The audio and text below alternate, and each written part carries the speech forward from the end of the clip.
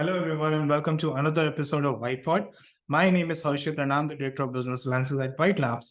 We are a digital agency specializing in SaaS and e-commerce SEO.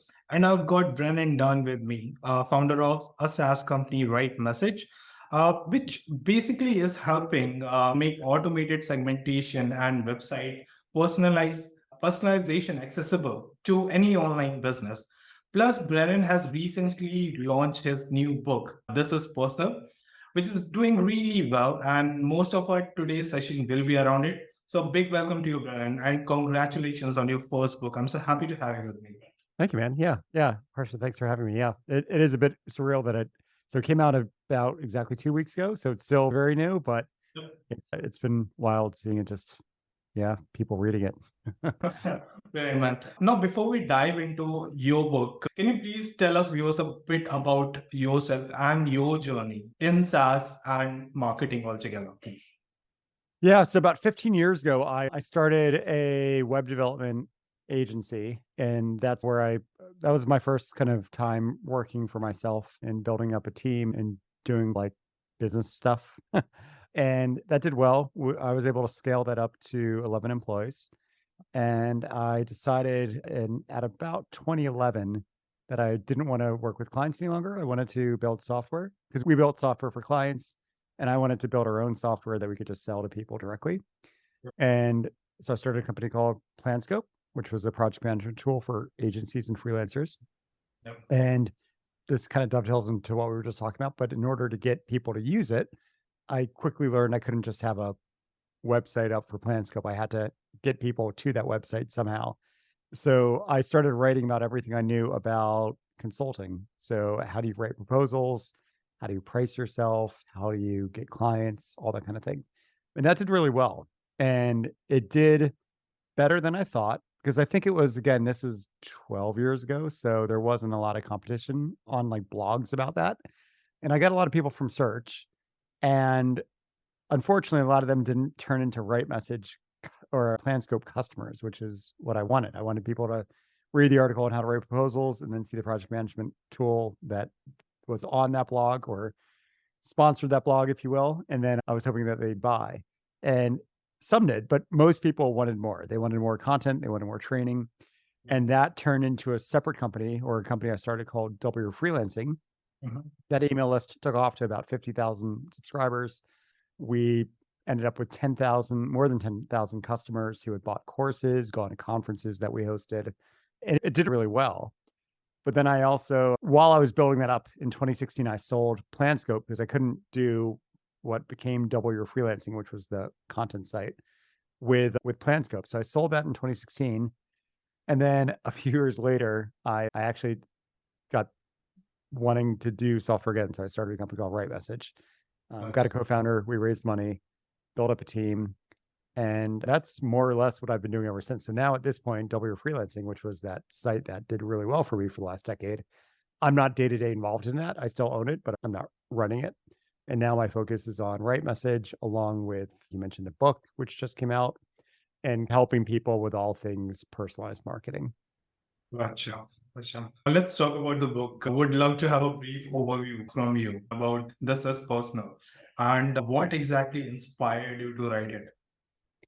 Truthfully, I ended up speaking at a lot of different conferences about the subject over the last few years. And then I just felt like maybe, since I was saying the same thing again and again on stage, on my newsletter and so on, that maybe I should just write a book that I could say, if somebody's interested in it, I could get them the book and say, spend a few hours reading it, and then that'll give you everything you need to know, at least foundationally. So it was mostly that. It was also a bit of a challenge to myself. I just thought it would be nice to say I have a book. And this, I did traditional publishing. So it's not self-published. I actually have a publisher. And I had to learn how all that worked, which was very new to me. I started the book project in 2018. And now 5 years later, it's finally on the shelves of bookshops. So it's been a very long, drawn out process. It's a very new process for me. But ultimately, I'm very happy that I did it. But yeah, the book, what it's about is the people who I think ultimately have done best with the advice that I give them. The sales background. You're an agency owner. You probably don't get clients who go to your website and click buy now. They probably talk to you first or book a call or something like that. And my background when I had my agency was similar. We never sold anybody through a sales page. We met with them, we wrote a proposal for them, and so on and so forth. And the focus of the book is why that does well, because what I just described does well, because I can converse with a person, I can learn about who they are, I can take into account what they're saying, and I can change how I describe my thing to make sense to them. But then on the other end, you have like online marketing or billboard style advertisements, and they intentionally are saying the same exact thing to everyone. Everyone sees the same web page, they see the same email campaign. And the focus of the book is how can you, using modern technology, find a middle ground between the two where you can, at scale, with email marketing, with your website, speak more individually to the people who are reading your material. So the book is just a framework on how to go about doing that. Right. And okay, let's talk about mainly like personalized marketing, because your book like challenges the traditional approach of marketing. Yes. Yeah. I'd love to know and why exactly is personalized marketing so important in the modern age? It's one of these things. Truthfully, it's not something that's critical. What it is, it's an optimization layer that makes it so the work you're doing is more performant. So the quintessential example I give would be, you mentioned earlier before we hit record, you do SEO work for e-commerce and SaaS. Yep. If I'm a SaaS business, which I am, and I'm looking at your website or I'm getting your emails, I honestly don't care about the e-commerce work you've done. I just want to see how have you helped companies like me. I don't care about, it's good that you work with online stores. I don't run an online store. I don't care. What personalization will let you do would be to find out that I'm a SaaS owner. Maybe you find out other information like my company size or what I'm doing or not doing. And then when I look at your website, I want to see the case study of the SaaS. I want to see language that speaks to me. I don't want to get distracted and start doubting you maybe, because I'm like, maybe they're better at e-commerce. Maybe SaaS is a thing they want to do, but maybe they do too much and they don't know enough about SaaS. So the idea would be, how can you make it so when somebody like me is looking at your marketing, you are fully all in on SaaS for me. But then somebody else is looking at your website at the same time. They run an online store. They don't care about SaaS. They might not even know what SaaS is or means. They just want to know, how are you going to help me get more people to buy, I don't know, whatever they're selling on their shop. So that's basically the idea of it, is how, and that's what you would do anyway. If you and I were talking about you doing work for me, you probably wouldn't include many examples of e-commerce clients you've worked with, because I don't care. It's basically, that's the idea, is how can you, personalized marketing done well allows you to niche your business without actually niching your business. Makes sense. And can you share some of the key takeaways from your book that can help business improve their marketing strategies? Yeah. So I think the big thing is, for companies that are building their email list, which a lot of them are, typically they collect a name and an email address, and they don't, with just that information, you really can't do all that much. You don't know if I'm a SaaS, you don't know if I'm an e-commerce company or anything like that. So what I teach in the book is that what you should be doing is, when people join your list, you should be surveying them in a way that is them focused. So I want to find out about you so I can serve you better. So it's a bit like, think of it as you walk into a shop and the person asks, how can I best help you? Are you looking for anything specific? You want to do something like that when you capture leads. And then from there, I outline basically a complete system for email marketing that's personalized. So how do you welcome them to your email list? How do you, when you deliver your newsletter and you have like a promotion for an offer or a product or service, how do you change that up depending on who's reading that newsletter? How do you pitch in a way that makes it so when I see a product, I'm getting the right product pitched to me, but I'm getting it described to me in a way that makes sense for me and my needs. Maybe the benefits I care about are different than the benefits somebody else cares about. So it basically lays out a complete framework for how to go about thinking through that, so that ultimately what you're sending or what you're putting in front of your audience is more relevant to them. If it's more relevant to them, they're going to read more of your emails. If they read more of your emails, they're going to click more of your purchase buttons or whatever. And that leads to more sales. So yeah, the book just walks through an entire framework on how to do that.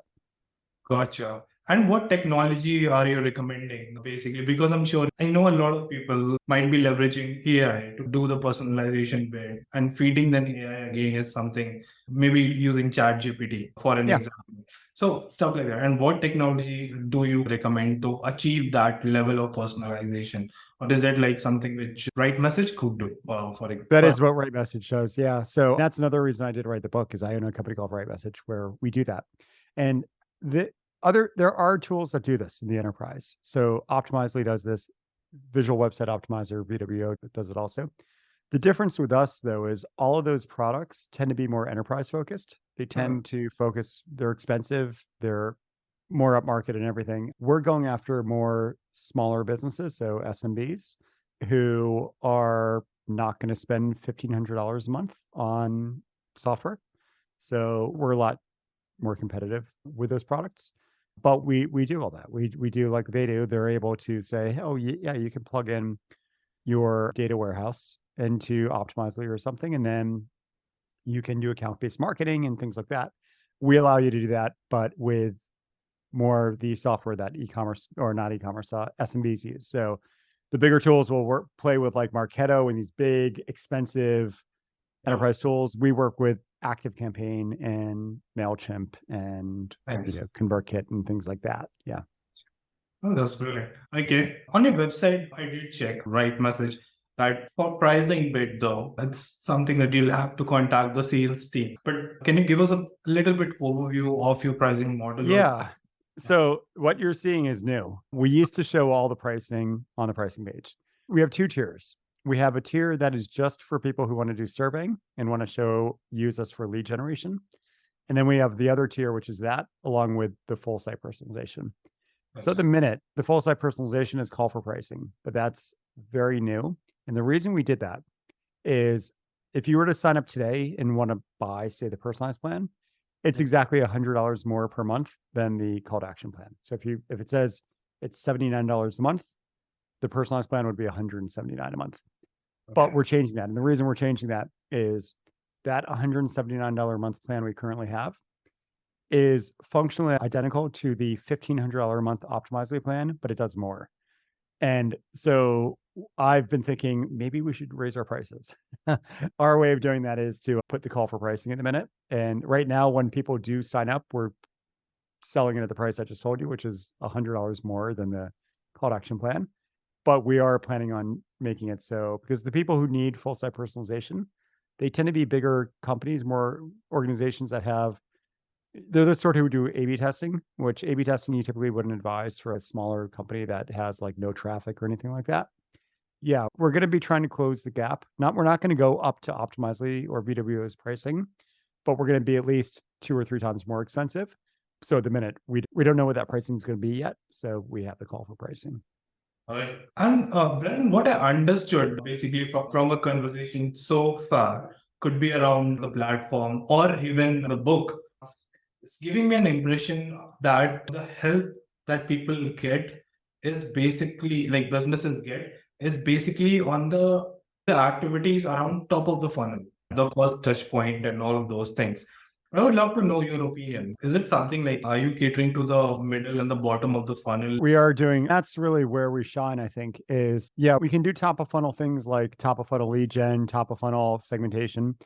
But where we really shine is when somebody's back on your website, you can pull all their tag and custom field information out of their email platform, out of the email platform that you have about them.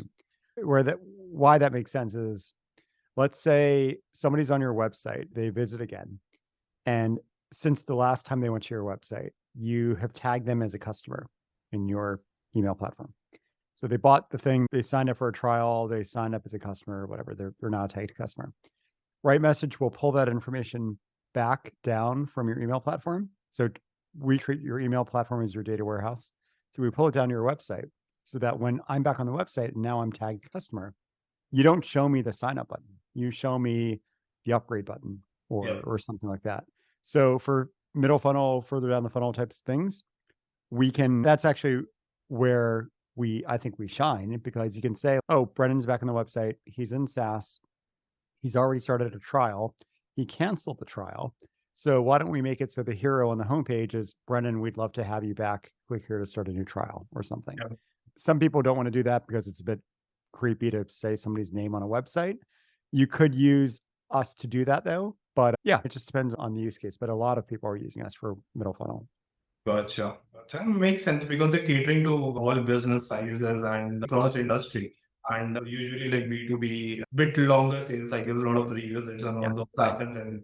And good to know that the platform. And that's what we do. So we, for instance, when we email our email list a blog post that we publish to our website, if you were to go to our website, if you were to go to one of our blog posts incognito or in a new browser, you would see the opt-in form because we don't know who you are. And so we'd be trying to get you on our email list. But if you go back to that blog post after you're already on our list and you're not a customer, you're instead going to see a call to action there that tries to get you to sign up for a trial because we already have your email address. We don't need it again. We know you're not a customer, so we don't need to start a trial. So when we email our list, we have people going to the blog post to our customers. We have people who used to be customers. We have people who are on our list but not customers. And we want to show them a specific call to action at the footer of the blog post, depending on who they are. Gotcha. All right, let's talk about the new framework you included on your work. Could you please explain that and how exactly like business of all sizes can implement it? I understand on the platform terms, but can you give us a little bit more brief about it? Yeah. So let's say somebody joins your email list today. What I talk about in the book is now find out why they joined, who they are, why they joined. If I'm going to use you as an example with Wytlabs. So somebody joins your email list, maybe they read a blog post, they came from Google, they saw a blog post, they're like, oh, I like what this company does, they join your list. You capture information about, in your case, it would probably be, are you SaaS, or are you e-commerce, or something else? I choose SaaS. And then maybe you ask about, are you currently, the questions you were asking me earlier, are you generating traffic through search? Or are you buying traffic? Or how do you get people? You could find that out. And then what would be ideal would be, okay, I joined your email list. I said, you can email me. I've told you a bit about me and my goals. Now, when I get your first few emails that you send to me through your email marketing platform, I don't want those to be generic emails. I want to see, hey, welcome to Wytlabs. Here's our plan to help you. So you said you're a SaaS company. You said you currently don't do anything with SEO or whatever.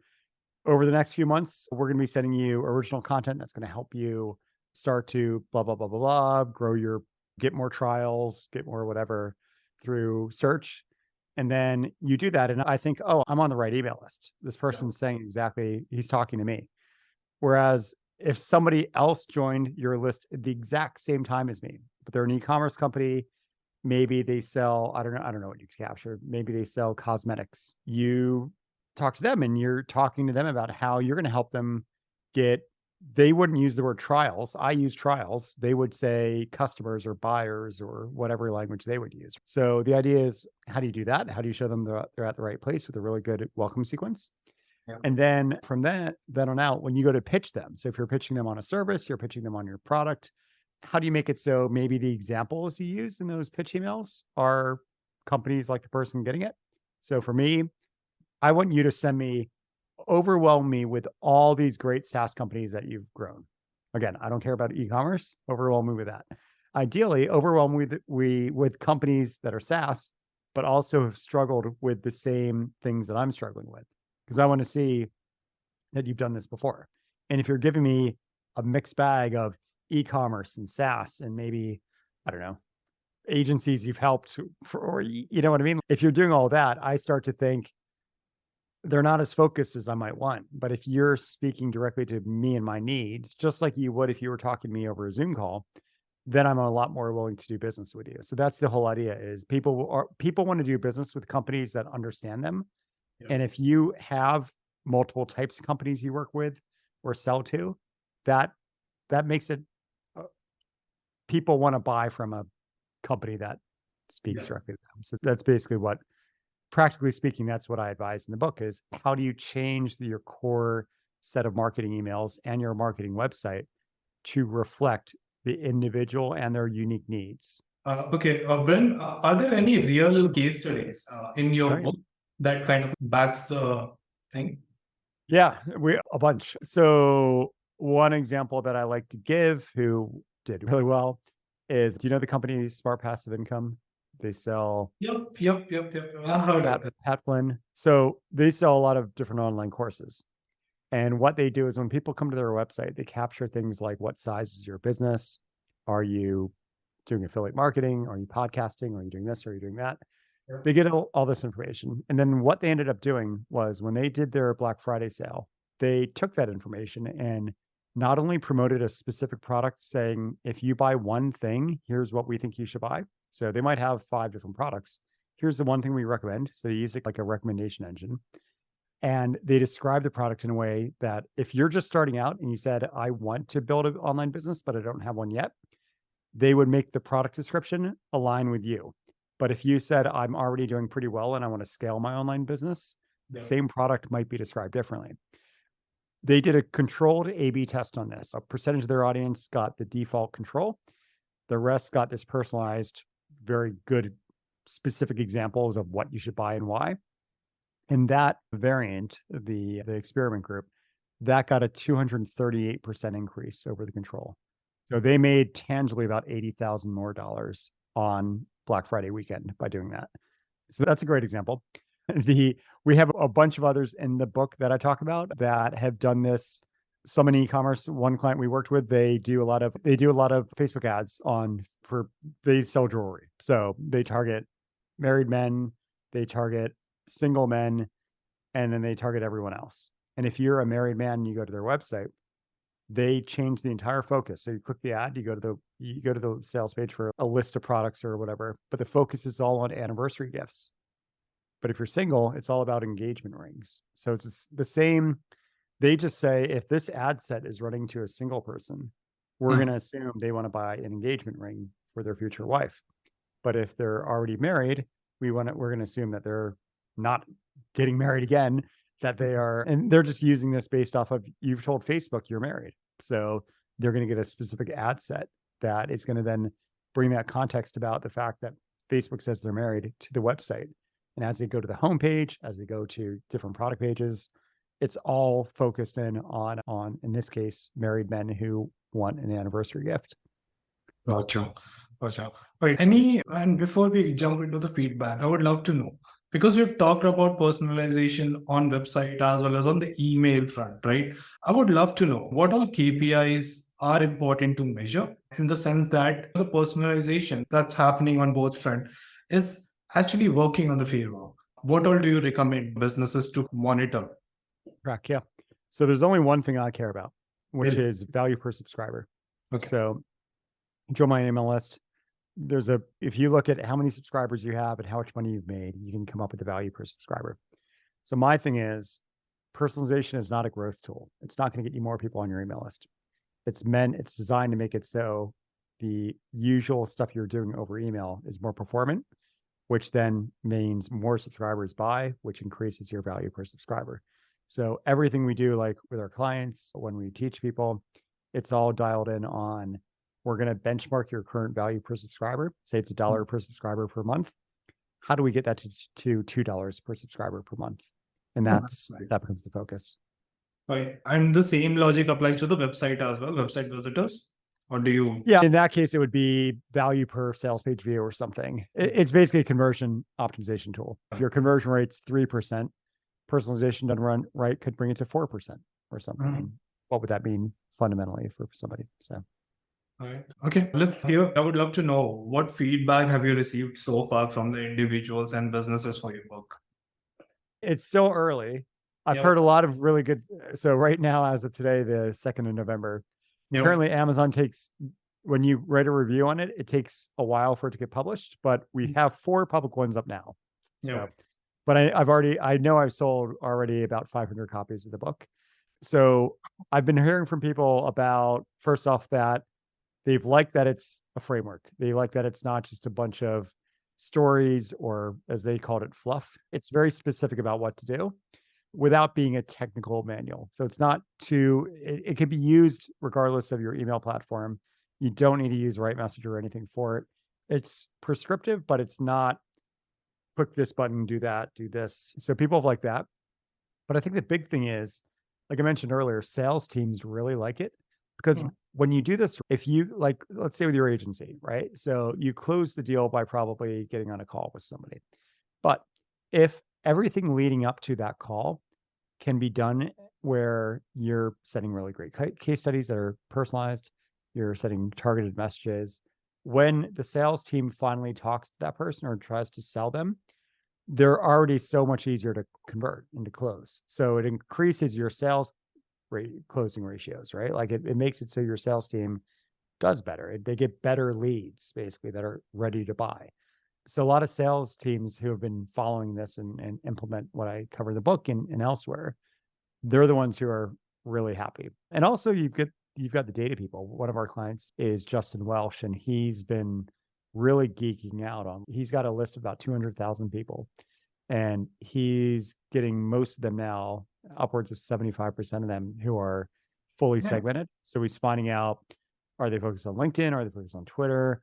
How do they make money? Courses, services, coaching. He has all this data that at a bird's eye view, it allows him to make better content because he knows the composition of his audience. But he's also using that data individually to say to the course creator, here's why you need my product because it'll help you sell more courses. Whereas Yeah. to the coaching or the coach, you need my product because it'll get you more coaching clients. So again, it's the same product being presented. It's just described differently depending on who somebody is. Gotcha. Okay. And I would love to take your opinion on this because now I've seen a lot of organization leveraging cold outreach, and that's something to be honest, one of the main channels for many organizations, like many big organizations as well. Yeah. And personalization resonates a lot, to be honest, that community. So does your book help with that front as well? Can the model and the framework be replicated for that purpose or not? It's more of an inbound way of looking at things Yep. where you're not just pushing out, because I'm on the receiving end of so much bad outreach email. Yeah. And a lot of it, they might say they're personalizing it because what they're doing is they're filling out, hey, first name, how is city? Are you a company? Or I've been following company name. And you can tell when you read these emails Yep. that they're just, yeah, you can tell that's what they've done. They just filled in blanks. It's more of template based. Like I'm talking about a real personalization, like maybe and there are two things that I've seen in the industry work. A lot of people do like maybe one or two paragraphs, which is really visiting. Yeah. Where it's a real person who, yeah. the rest of the email is the Yeah. same, but the top paragraph might be. Yeah. And that's better than nothing. A lot of what I teach in the book, though, is, and you're absolutely right. Like this stuff, if you can spend 2 minutes Googling a person's name and seeing a bit about them and then including that at the top, go for it. But what I'm covering in the book is how do you get people to give up their personal information to you so that you could then use that without you needing to dig in and Google them or anything like that. But I always find the emails I reply to that are outreach emails are the ones where they obviously have done a little homework. Yeah. But yeah, but again, I know if you're sending it out to 100,000 people, you can't always do that. Yep. So, all right. Okay. So you're all inbound. Are you a HubSpot fan? we integrate with HubSpot. I've used it by proxy. I've never actually had my own HubSpot account, but we've had plenty of customers and clients who use HubSpot. Yeah. Okay. All right, Brian. We're coming to an end, and I would like to have a quick rapid fire with you. Are you ready for that? Go for it. Yeah. Okay. What's the best piece of advice you've ever received related to your work? Related to my book. So really, okay. I had an easy answer. No, we can go journal. No. Related to work. Yeah. Could Well, be. I think, okay. So I think the thing that's always stood out to me when it comes to my own career is it's something I learned when I was building my agency originally, which was no one's ever paid my business for code. In your world, it would be no one's ever paid your business for backlinks or for SEO optimized articles or anything like that. What they're paying for is business results, right? Like they're paying for more trials, more email subscribers, whatever, which then turns into more sales. So I think like for me, once I've really internalized that, once I've really like started to think, how does everything I do have that in mind, where it's that whole outcome versus features thing. But I think to go back to the book, the way that I see that playing out in the book is that I think as marketers, people doing the email campaigns and stuff, we seem to think that people first off have total knowledge about what it is we offer and what we do, and that when we write content to them, that you can be generic and that we never want to leave anyone out. We never want to exclude people. So we say, yeah, we can work with SaaS, we can work with e-commerce. And then let's say a fellow agency, like a marketing agency is like, hey, can you SEO optimize our stuff? And you're like, great. You can also work with the marketing agencies. And then it becomes this giant list of companies you help. And then it's that whole thing of if you're speaking to everybody, you're speaking to nobody. So I think with me, I've realized early on when I started, before I did a lot of personalization, I was always thinking, who am I writing to? I'm not writing to everyone. I'm writing to a specific kind of person I want to really resonate with this email. Yeah. And yeah, so I think that's another big thing too. If you're doing any sort of marketing, whether it be writing a website, writing an email campaign or whatever, even though you might cater to a lot of people, the more specific you are, the better, always. That makes sense. All right. What one word do you want people to associate with you? Personalization. I don't know. I'm trying to think. Brand wise or human being wise? I think as a human, okay, yeah. I think as a human, I think what people like is, and I know a lot of people probably say this, but I do try to be pretty genuine in that I've said to people before, you shouldn't be doing this. You're too small to do this. You don't even have a product to offer the world yet. Stop screwing around with this kind of stuff. So I've always found like when people tell me honestly what I should be doing, even if it's not what I want to hear, that's good. That's for the best. So I try to do the same. Like I don't have talking points to give you when you ask me to come on the show. Like I don't have a script that I'm going off of or anything like that. Yes. All right. That's brilliant. All right. Are you a spiritual person or not? No. Okay. What was the last Google search? It was probably, I had some issues with my router earlier today. So it's probably something about the error message, from what I remember. So it's not a fun and exciting Google search. That's fine. Coming to my last question, are you more bold or cautious? I think I'm pretty cautious, to be honest. I try to make sure I don't like screwing up. I don't like failing. So I take my time before I do anything, but for better or worse. Yeah. All right. Thank you, Brennan. Thank you so much for all the knowledge, all the wisdom that you have shared and about your book, about your company. I'm sure that viewers gonna get a lot of value from this and from your book for sure. And I really appreciate your time here. Thank you so much. You're welcome. Thanks, Harshit.